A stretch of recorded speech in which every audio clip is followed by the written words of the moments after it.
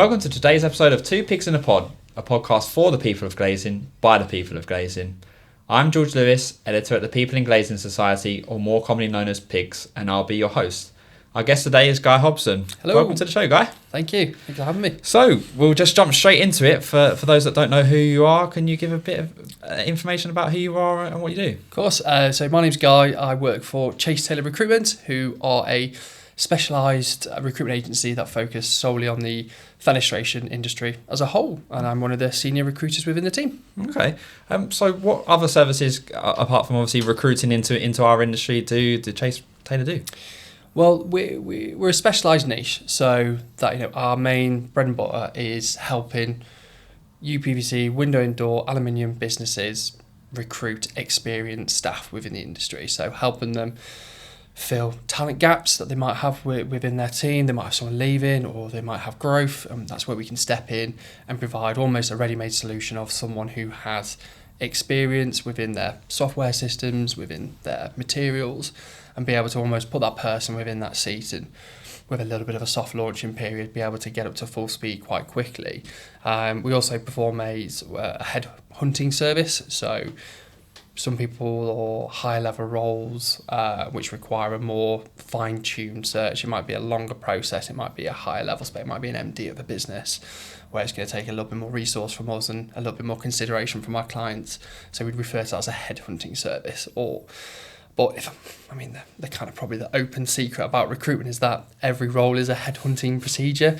The process almost remains the same because you're dictated by the client what that process is, whether it's a first interview, second interview, whatever that may be, and how they want to do that.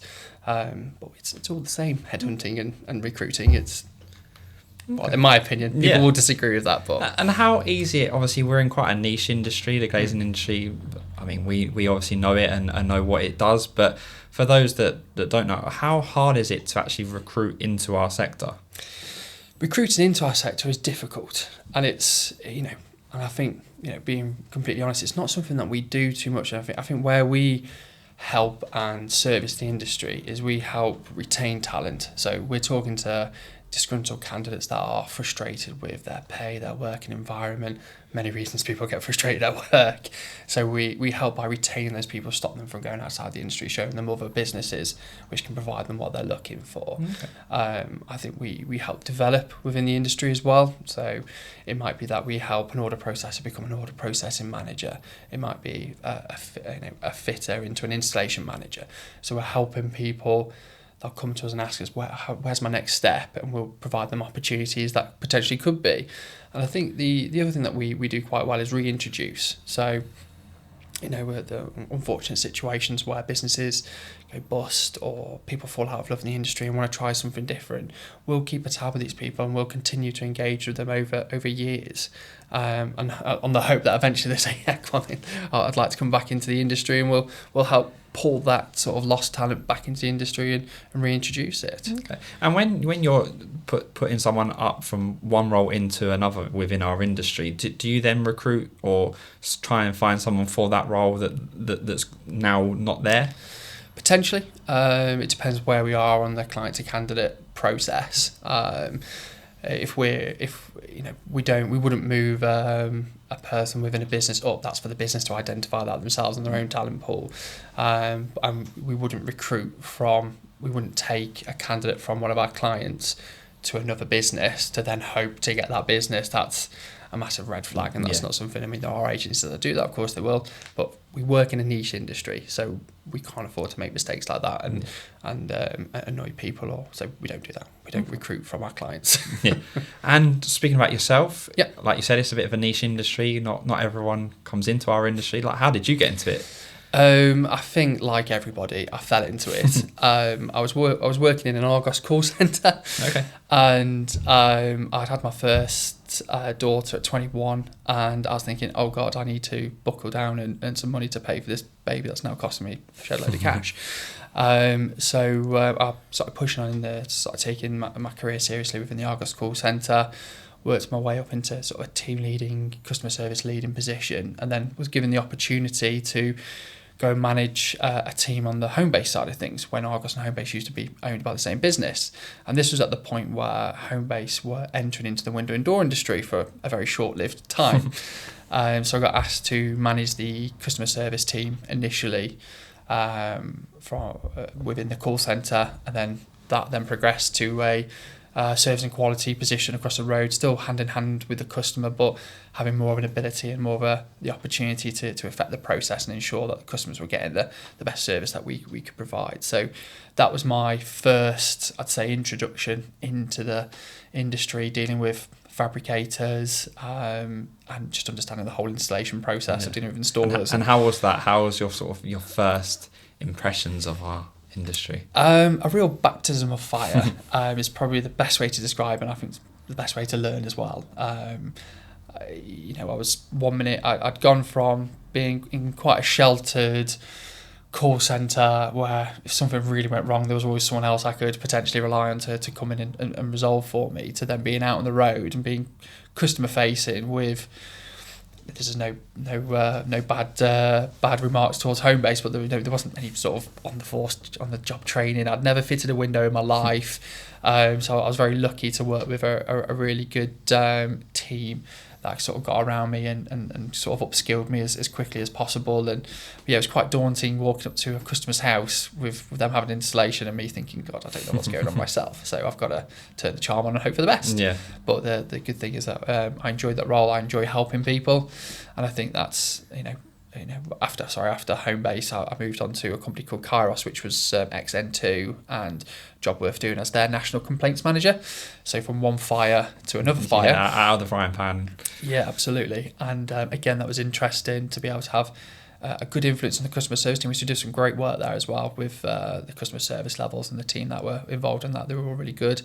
Unfortunately, it wasn't meant to be towards the end as they went into administration, and that's how I fell into Chase Taylor Recruitment. They're only down the road from me, and I contacted Matt about finding me another position within the industry, and he said, "Oh, come along here," and he hasn't let me out of the office since until today. Yeah. Do you think that, like you said, it was a bit of a baptism of fire, and do you think that's actually helped you in this role in sort of helping people out, helping people with potential complaints with either their company or how the industry is as a whole? Do you think all that has sort of led you quite nicely into the role you're in now?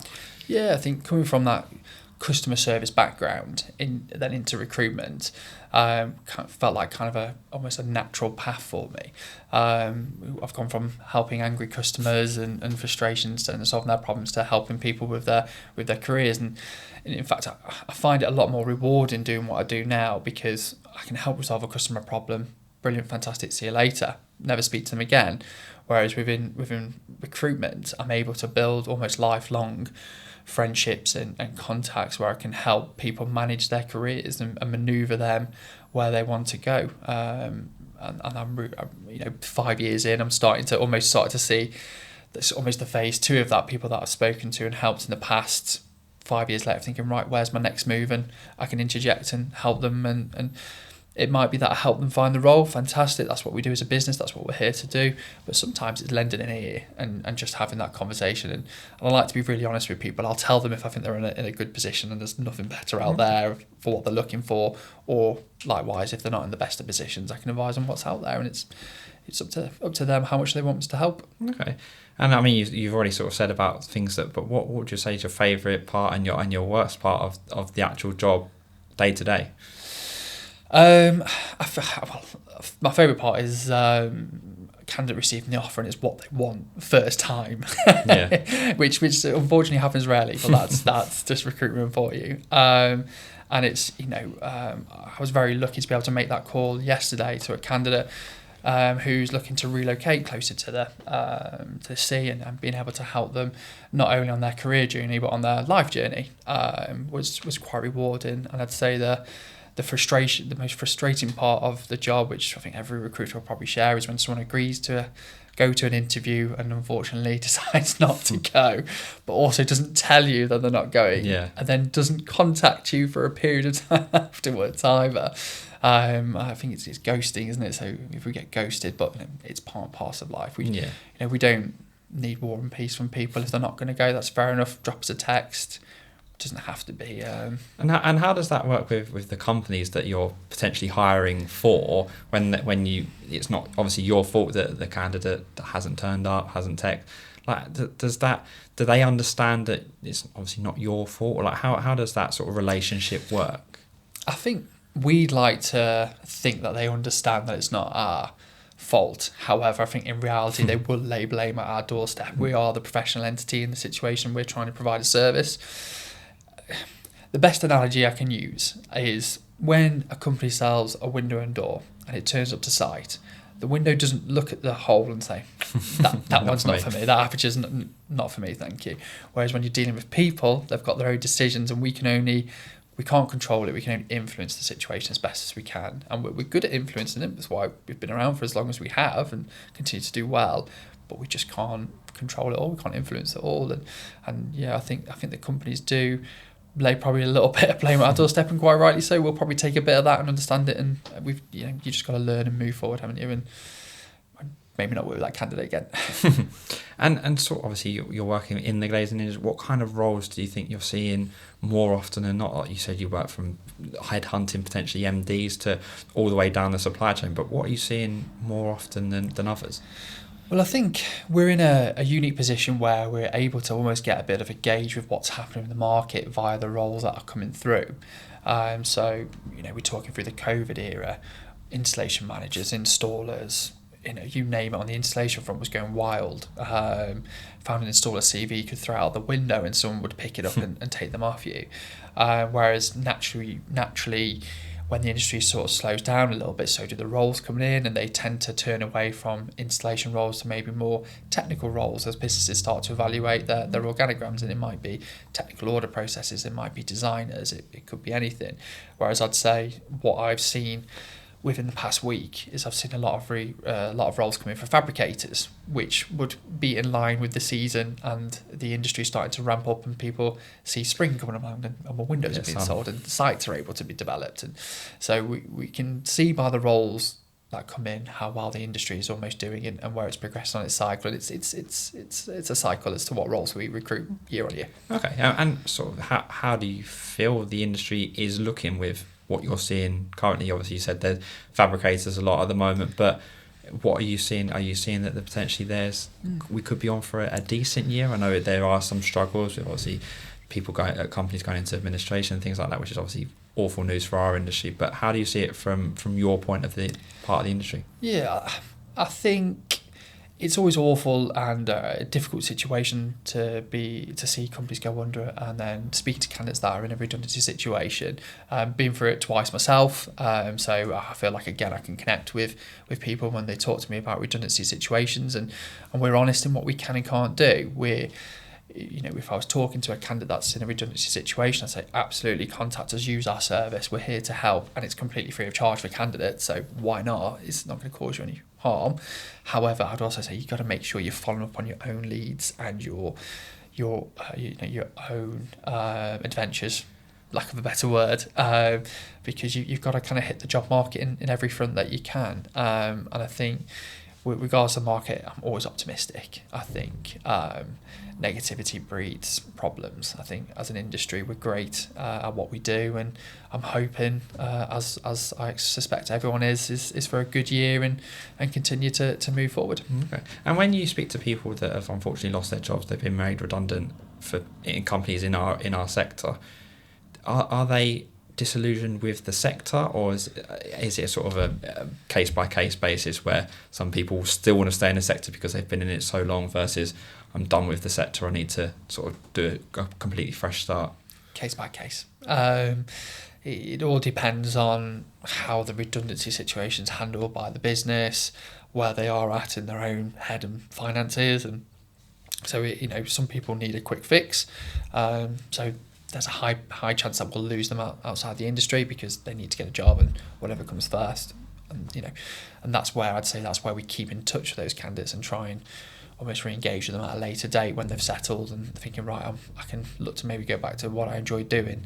So yeah, it's completely a case-by-case basis and how they're handled by the company and the redundancy procedures. Yeah, and how do you sell our industry? is I think could be quite a hard sell, even though once you're in it, people tend to stay in it. We've heard on episodes before of this that, once you're here, you kind of stay here. But how do you initially say, this is a great sector to be in? I think with what we do, we don't tend to speak to people outside the industry. We're almost quite sheltered from it because that's not what our clients are asking from us. They're asking for people who have that industry experience. So I don't think in that sense we don't need to sell the industry to them because they already know it. Yeah. They know the pitfalls and what's good and what's bad. On the rare occasion that we're asked to sort of recruit from outside the industry, we talk to them about we can guide them to shows, the Fit Show or Fence to Bow or one of the many other glazing opportunities and and networking events that are out there to say, look, this is a really engaging industry that is on the forefront of its technology. It's constantly updating and changing the profile systems, and we try to attract people in via those means, and obviously also using the specific benefits of that particular business as well. Okay. And when on the rare occasion when you are looking outside of our sector to bring someone in, what kind of skills are you looking for? What's the standout things that you think actually they could work for someone in glazing? I think it depends on the role and the business that we're recruiting for, because every role will be different and every business will have a different culture.